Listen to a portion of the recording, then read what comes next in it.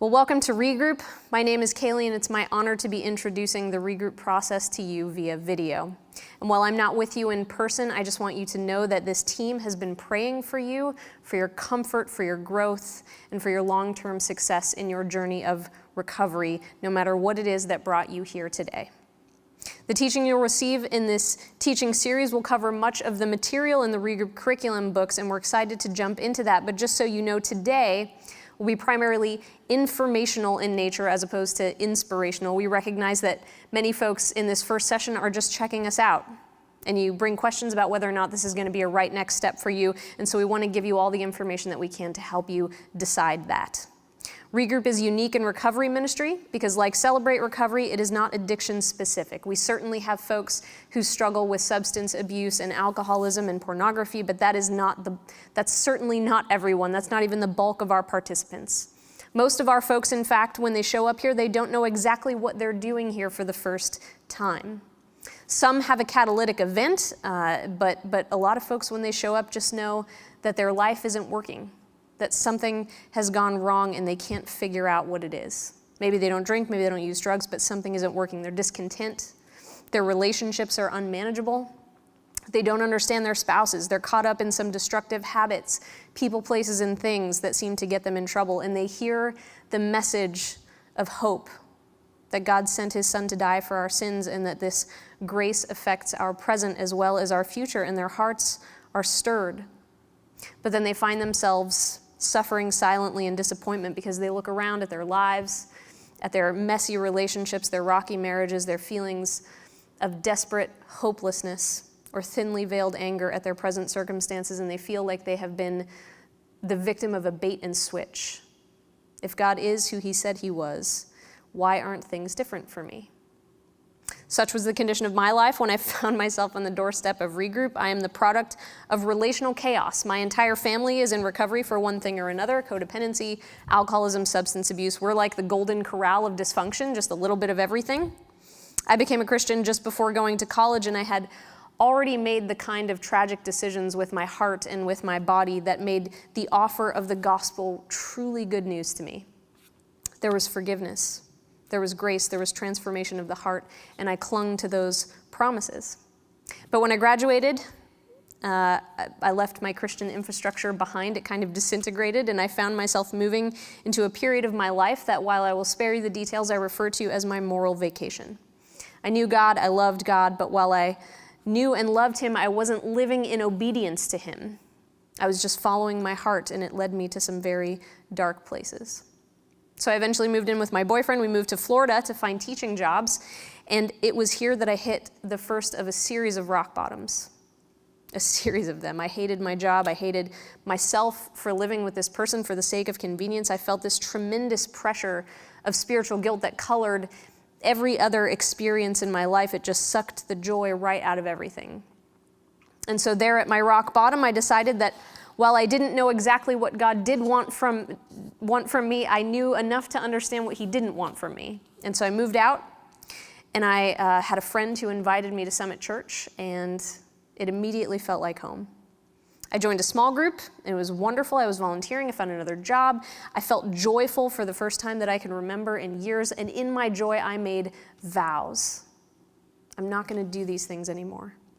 I'm not going to make these decisions again that I've made. I'm going to do it right this time. And yet, it was only a matter of time before I met a boy who swept me off my feet, and he joined my small group, and he loved Jesus, and he played the Christian guitar, and everything seemed so perfect. But then within 2 months, I was right back where I started, making the same decisions that I had made before, the same decisions that got me in trouble to begin with. And I began to really feel more despair than I'd ever felt in my life. And when the relationship fell apart, I wasn't grieving the relationship. It was a terrible relationship, but I felt like something was fundamentally broken inside of me that maybe could not be fixed. I began to feel like maybe I'm just worse off than normal people. Maybe there's more wrong with me. Why had I ended up right back where I started? I asked questions like, does God want me to change? Is he going to help me to change? Am I capable of change? If I knew God and I loved God, why did I continue to, as the proverb says, return to my own vomit like this? Why did I keep repeating these behaviors that I knew were going to hurt me? I wanted to be good. I wanted to be in close relationship with God. I wanted to be obedient, so what was wrong with me? Will I ever arrive at a place where I won't make this decision again? So all those years ago in my desperation, I went to my friend Jack and I told him the condition that had been my life, even since arriving at Summit and re-embracing relationship with God, and he invited me to regroup. And what I found was that faith, while it is the necessary first step to healing, it is not the only step. Grace is a cooperative effort. There's some churchy language in this next bit, but stick with me. I think it'll help us. If you're here and you're a Christian, when you chose to have faith in Jesus for the first time, for the forgiveness of your sins and the lordship of your life, you were justified. Listen to Romans 3:22 through 25. This righteousness is given through faith in Jesus Christ to all who believe. There is no difference between Jew and Gentile, for all have sinned and fall short of the glory of God, and all are justified freely by his grace through the redemption that came by Christ Jesus. God presented Christ as a sacrifice of atonement through the shedding of his blood to be received by faith. It's that simple. You put your faith in Jesus, he has redeemed you, you are justified. That word that he uses for justified in Greek, apolutrosis, it means liberation procured by the payment of ransom. You understand, a price had to be paid. Our sin demanded that a price be paid, but we didn't pay it. We're liberated. Now, let me be clear. God did not ignore our sin. He didn't tell us it was okay, even if my sin was not as frequent or as appalling or as offensive as the sin of another. God will not wink his eye any more at the gossip than he will the murderer. A price had to be paid, but Christ in place of us, because God loved us too much to let sin have the last word. So faith is the first and only step to being let off the hook, to being justified. But listen, this is important. It is not the only step to experiencing the abundant life he intended for us on this side of heaven. Sanctification, being made holy, that is the business that we still have to be about while we're here on earth. It's not yet finished business. We are freed from the punishment that our sin deserves, but we are still knee-deep in sin, and it wrecks us, and it steals just the possibility of our joy. Sanctification, hagiosune in Greek, moral purity, making oneself clean, that is not yet finished business. Justification happens in an instant. We put our faith in Jesus, we're made right before God, but sanctification, the process of cleaning up the mess that our sin has made, that takes time, and moreover, it takes our participation. Now, parenthetically, let me be clear. I am not telling you that you have to work for your salvation, but we must, as the author of Philippians reminds us, work out our salvation with fear and trembling. An easier way to translate that word to work, katergazenthai, would be to make indisputably manifest, to show beyond any shadow of a doubt the truth of your salvation. You didn't earn it, but show people that it's true, that it's available to them as well. For by one sacrifice he has made perfect forever those who are being made holy. Hebrews 10:14. You understand the point here? God is not done with you yet. He's not done with me, and he's not done with your stupid boss. He's not done with any of us. We're made perfect, but we are still being made holy. So here was the startling reality check for me. I had this whole sordid history that wasn't sanctified the moment that I was justified. You and I all have an unsanctified history that I promise you is shaping the decisions that we make today. And while we need not fear eternal judgment for our unsavory past, we cannot experience the abundance of life that God has planned for us. Abundance that we all hope for and are disappointed when we don't receive it if we refuse to engage in the process of sanctification, of joining with God in cleaning up the mess that our sin has made. Grace is a cooperative effort. It is offered freely, but we must freely take hold. This is the point I'm trying to make. You need a process for spiritual formation in your life. You need a plan. You need a way to get from here to there. few months before I got married back in 2012, I enlisted a personal trainer because I wanted to get, lean and toned up for my wedding. And one of the unfortunate realities I've discovered about myself is that I won't exercise unless I've made some kind of significant financial investment. I won't exercise out of discipline, but maybe I will out of resentment for how much I've paid. So I went to LA Fitness that week. I already knew that I was going to sign up for personal training. But as soon as you say the word personal training at an LA Fitness, they send you into a sales pitch with a personal trainer whose sole purpose in life is to convince you of how badly you need this service. And so this young man, his name was Miles, sat down with me, and he actually, during the conversation, grabbed the back of my arms and said, yeah, we could tighten up back here. We call these the flabbies. The flabbies. It was really humiliating. And so, and here I am, like, already convinced. I literally just want to get to the point where he tells me how much this is going to cost, and I hand him my credit card, and we get this crapathon over with for the day. Because at this point, I have already confessed the problem. I've already confessed my lack of discipline. I have confessed my poor eating habits. I've confessed my hatred of superfluous exertion. I know the problem, Miles. The problem is that I won't run unless someone is chasing me with a knife. I know this. I don't need any more information. But you know what? My awareness of the problem didn't actually affect my body mass index. Awareness was not what I needed more of. What I needed was to enact to work my plan. What I needed was Miles, the personal trainer from Hades, to tear off my legs once a week and force me to bench press them. Awareness was not nearly as effective. Our awareness of what is wrong does not equal effort or ability to change. Knowing where we want to go is not a plan. My desire to get in shape before I got married did not become a possible outcome until I made a plan and worked my plan. Some of us know where we want to go, and we face these disappointments because we don't realize that just wanting it really, really badly is not going to get us there. We need a plan. C.S. Lewis writes in the Great Divorce, "A sum can be put right, but only by going back till you find the error and working it afresh from that point, never by simply going on. Evil can be undone, but it cannot develop into good. Time does not heal it. The spell must be unwound bit by bit with backwards mutters of dissevering power, or else not at all." None of us has escaped the consequences of being born into a fallen world. I don't care how great your parents were. I don't care if you're so wonderful that you won the Christian of the Year award 27 times in a row like Zach. No one has escaped the consequence of living in a fallen world. We are all scarred by it. And listen, that is not shameful. That's not shameful. You don't get out of having wounds just because you work really hard to be good and obedient. Ask any one of Jesus' 12 closest buddies. We don't get out of having scars just by working hard to please God now. That's not how it works. We all need a process. We need a plan for spiritual formation in our lives because people will always atrophy toward sin. Standing still is a choice, and it's a choice to move backwards. We will always atrophy toward sin. You'll never accidentally start getting holier. You're never going to meet someone who says, yeah, I was driving down I-4 and suddenly fell into a deeply meaningful, intimate relationship with God. No, because driving on I-4 turns otherwise wonderful people into deeply flawed individuals.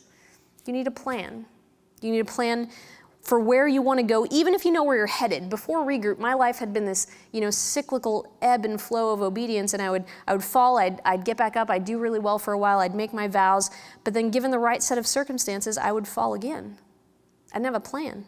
I knew where I wanted to go, and I was fairly sure it's where God wanted me to go, but I didn't have a plan for getting from here to there. Some of you are here, and what you have is not a deficiency of information. You know what needs to change. You know where you need to go, but you don't have a plan. How do I get from here to there? So I want to begin by saying that reGROUP is only one possible plan. There are many plans. There are a lot of options, and this might not be the plan that's right for you. The people that you meet here are advocates of this plan simply because it has changed them. They've found success here, and so naturally they're going to tell other people about it. reGROUP changed the trajectory of my life. And so I'll talk the hind leg off a donkey about it because it helped me, but it's not for everyone, and I'm not trying to say that it is. So if this isn't the plan for you, we'd love to help you find one that is, because we want you to get well regardless of whether or not it's with us here. We consider ourselves to be partners with AA, NA, SA, all of the anonymous fellowships, so please, please, please don't discontinue attendance if you already go to one of these fellowships. In fact, I would press the point that some of us need to be in more than one meeting a week. Some of us need to be in a room full of people who are struggling with the exact same obstacle we are. That's completely normal. We can be a supplement to the work that you're already doing there. Additionally, we consider ourselves to be partners with professional counseling. reGROUP is not a cure-all. It's a great place to find community and a place to safely be transparent about what you're experiencing. But if you've experienced any kind of sexual or physical abuse in your life, our leaders are going to make a recommendation for you to attend counseling either instead of or as in conjunction with your reGROUP journey. Because these are lay leaders, they're not professional counselors, and there are things that, gosh, I'm so sorry if you've experienced that. And if you have, we just want you to have a good, steady, practiced hand to help you process some of the things that you have experienced and that maybe you have not yet grieved. So if you don't already have a counselor you like and that's you, we have a list of counselors that we have great relationships with here in Orlando, and we'd love to get you connected with one. So reGROUP might just be a part of a larger plan for you, and we want to help you figure that plan out. So particularly for those of you who are new, I'm going to spend a little time giving you just an overview of what you can expect from the reGROUP process, what you can expect from us, what we will expect from you. Ordinarily, this teaching time would be less about what reGROUP is and more kind of an inspirational talk from the curriculum itself. But in this first session, again, we just want to give you all the information so that you can best make a decision about whether or not this is a good next step. So reGROUP works in 3 movements. It's a 3-step process. These movements are called recognize, return, and restore, which coincides with our mission statement, to recognize and join Christ in restoring what's been lost. Each movement has a curriculum book that your leader will have to facilitate, and you'll have that book as well, a participant copy of it. Each movement focuses on a specific aspect of the recovery process, and each have their own timetable and deliverables. So in the first movement, recognize, you'll be in an open group, which just means that it receives new people every week. It's open to new people. It's the largest group that you're going to be in here. It's gender segregated. If you've been to AA, you're going to feel right at home in this group. We start by reading our guidelines. We have time parameters for sharing, so you're never held hostage by that infamous oversharing person who wants to tell you everything about the last 36 hours, right down to like the color of the guacamole that she left out overnight. When someone shares, they say, "Hi, my name is Kaylee," and everyone says, "Hi, Kaylee," and it's wonderful and welcoming as long as your name isn't Steve. It's a comfortable and safe environment for you to be able to process what you're learning in this journey. We have 3 deliverables in the recognized movement, 3 things that you have to do before you can move into a closed, smaller group. First, we ask you to identify your dependencies, to name what it is you're doing here. What brought you here? What is it? What is it that's keeping you from the life that you want to live? Years ago, one of our leaders dubbed this the name it and claim it, that we name our dependencies and we claim that we are powerless to overcome them in our own strength. And I cannot stress how incredibly important this one step is. The success of your program will hinge in a large part in how well you engage this step. Part of that is just understanding what we mean when we say the word dependencies. People hear that and they immediately think of like drugs and alcohol and porn, and to be sure, those all qualify, but that is a small drop in the bucket compared with what some of us are bringing in today. A dependency, you'll also hear me refer to these as idols or addictions, are simply anything we use to cope with our lives that is ultimately harmful to us or other people.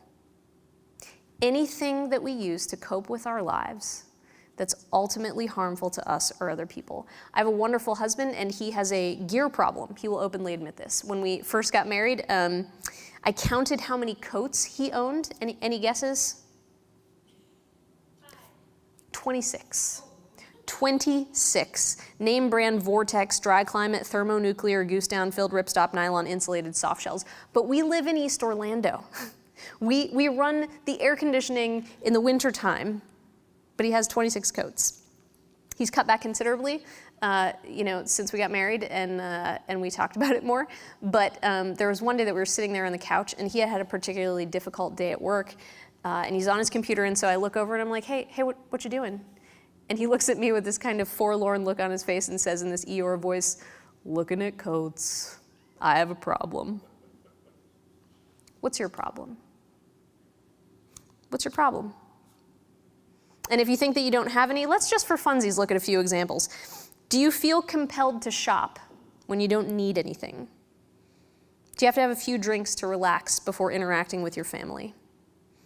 Do you watch all 3 Lord of the Rings movies back to back, not because they're awesome, which of course they are, but because you are procrastinating doing something that you're supposed to be doing with your time? Do you eat crap food when you've had a bad day, or a good day, or a long day, or a mediocre day, or a happy day, or a busy day? Do you consider yourself the victim of your life? Do you look at pornography? When you post a status on Facebook, do you then check it obsessively every 3 minutes to see if anyone liked it? Do you lie to people so they have a better opinion of you? Do you try to control people around you because you know what's best for them? Do you hide from people? Do you avoid letting people see the real you? Do you have trouble staying out of bad relationships? Are you simply never not in a relationship? Do you think sex is a means of receiving love? Do you have sex outside the bonds of marriage? Do you treat women like objects? Do you cheat? Do you steal? Do you lie? Are you selfish? Are you self-righteous? Are you self-sufficient? If you said yes to any of these, then you have a dependency. So let's just agree on one thing before we move forward. You have some dependencies. I have some dependencies. I don't know what yours are. Maybe you don't know what they are, but they are. And they're keeping you from a better quality of life, better relationships with others, better relationship with yourself, and better relationship with God. And here's the really, really important part. Honestly naming those dependencies will sink or float your regroup process. It's why it's the first deliverable in the very first group. If you can't be honest about what brought you here, about what's wrecking your life, about what you have control over, if you can't be honest about it, then I don't want you to go any further in this group. I want you to get help. I want you to get well. I want all of those things for you. But if you can't be honest, I don't want you to progress any further in this group, because if you do, then you're going to do all this hard work and you're going to get to the end of it and you're going to be resentful because it didn't work for you. And it's going to turn you off to therapeutic community everywhere in the future. And I don't want that for you. I want you to be successful here, and honesty is the necessary first step to that success. So our first deliverable is the name it and claim it. Second deliverable is 30 days sobriety from your dependency. And that's 30 consecutive days, I should note. So listen, if you surrender to this process, there will come a day when you don't even want the unhealthy things that you're chasing after right now. I promise you that day will come. At least you won't want them in the same way. God can, and He will transform the very desires of your heart, but we need to give the man some room to work. If I told you that I wanted to quit smoking, and you said, hey, what's your strategy for that? And I said, well, I think I'm just going to keep smoking until I don't want to anymore. That's a terrible plan. That's the worst plan that I've ever heard of. You can't have your cake and eat it too. You can't be living with someone who's not your spouse while trying to overcome an addiction to relationships. You can't overcome alcoholism when you're sitting in a bar. You need to get some space between you and what you've used to cope with your life so that God has some room to work, so He can begin the process of transformation in you. Listen, this is what willpower is designed for.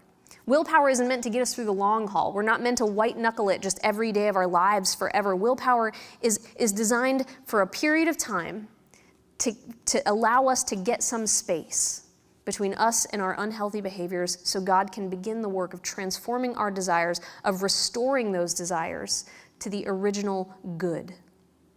We'll talk more about that later in the curriculum. Third deliverable, and last in the recognized group, is to write a letter of forgiveness from yourself to yourself, expressing forgiveness for the choices you've made in your life. And for a lot of people, this is absolutely the hardest thing that they've ever had to do, because we are so incredibly mean to ourselves. We're so mean to ourselves. We're far more mean than we would tolerate from any other human being. I tell people when they first come to reGROUP that half the battle is understanding it's not all your fault that you got here. Now, granted, the second half is understanding that it is all our fault if we stay here, but we'll get there. Right now, we're focusing on that first 50%. It's not all your fault that you got here. That's what the letter of forgiveness addresses. Yes, you have made some choices. We've all made some bad choices, but there were influences in your life that set you on a trajectory that made those decisions seem reasonable. The letter of forgiveness is about expressing empathy and compassion for yourself in recognition of the fact that most of us, because these things start in childhood and develop into adulthood, most of us were doing the best with what we knew how at the time, with the resources that we were given, with what we understood. We had to survive, physically, emotionally, mentally. That's the Recognize movement. And it's wonderful. I love it. It's my favorite group to sit in on. The second movement, second portion of reGROUP is return. And in the return phase, you do what's called an inventory. If you've ever been a part of a 12-step fellowship, you know what this is all about. You make a timeline of your life, all the formative events that you've experienced, and then you grid them out on a big piece of paper. You put them in columns: the event, the effect, the damage, the loss, my part, God's truth, next steps. And you begin to see connections between what happened then and what I do now. It helps to point out to us the motivations that we have. Why do we start doing this behavior? Is it giving us what we were trying to get from it? Helps us take back control of our decisions. It helps restore the knowledge of our choices. And then in the last movement, restore, we work on taking those principles and the wisdom that we gained in those first two phases and applying it to our everyday lives. How do I in real time address the feelings that I'm experiencing right now and make a better choice? How can I live out what I've learned? Now, I've not gone in depth on return and restore because it wouldn't be super helpful to you right now. The most critical period for you is going to be these next 90 days. That'll be most of your time in Recognize, maybe a little time in Restore. And I'm going to be honest with you, this is not fun. This program is not fun. It's hard. It takes work. You'll have to rehash parts of your life that you hoped that you would never have to think of again. But the reward for doing this kind of work can change the trajectory of your entire life. It changed mine. And I know it can for you too. But I tell you this now up front. I tell you that it's going to be hard because I want to ask you to make a commitment. And I'm not trying to manipulate you. I'm asking you because you are motivated to be here. Something happened. Someone or something gave you the initiative to be here because you want to grow and you think it's time. Hold on to that. Hold on to it. You're going to need it. That hope will sustain you in these next few weeks. So I'm asking you now, in light of that hope and motivation, to commit to attending reGROUP for 8 consecutive weeks, starting tonight. That's not a lot. That's 8 Mondays of your entire life, 8 2-hour periods of time that would otherwise be spent watching maybe football or Harry Potter or something else that won't have a significant impact on your eternity. 8 weeks. And I'm asking you to make this commitment now because you're going to get to about week 4 and you're going to say, I can't do this anymore. But you can. With God's help.